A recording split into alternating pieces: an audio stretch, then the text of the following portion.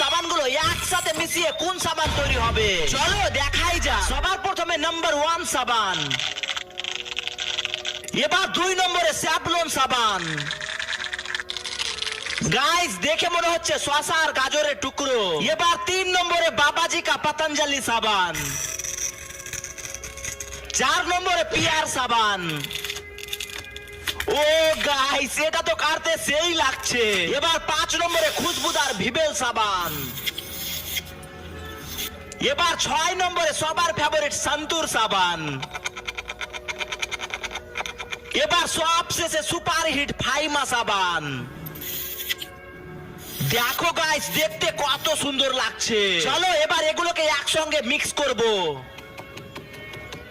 এর মধ্যে দিয়ে দেবো একটা শ্যাম্পু আর এগুলোকে কিছুক্ষণ কেসের মধ্যে রাখতে হবে। গাইস